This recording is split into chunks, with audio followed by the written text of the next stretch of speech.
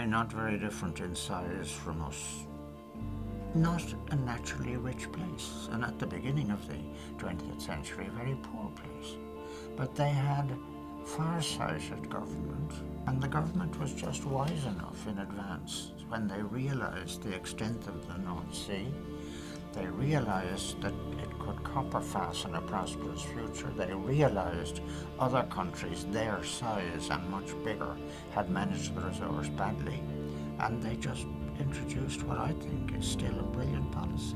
In '69, Norway offered its first concessions. A group of oil companies came in and the finds were made. Well, we had, luckily enough, very good politicians something like 40 years ago. So they sat down and made laws that made the income of the oil and gas should go to the Norwegian population, not the multinational companies. We're here to meet Statoil and hand in letters from the 3 priests in the area, representing the community. The reason when you go abroad to find oil and gas resources is of course to earn money. But to earn money, you need to be a good citizen, recognized as a good citizen, so you can get more concession later on and things like that. Well, I think we've made it very, very clear, the whole delegation, that it is not just a Shell problem, it is a Statoil problem and it is a Norwegian problem.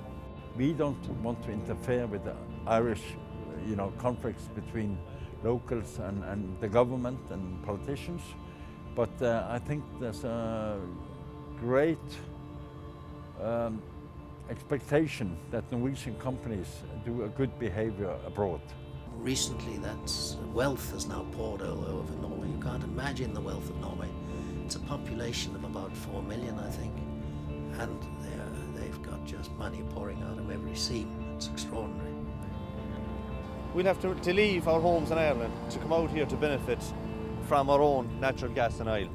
And we want to let the Norway people know what they're doing back in Ireland, because their government wouldn't allow it. And yet it's happening in Ireland, and we're giving ours was all given away for nothing. We were here 2.5 years ago before, and we're back again because the problem hasn't been solved.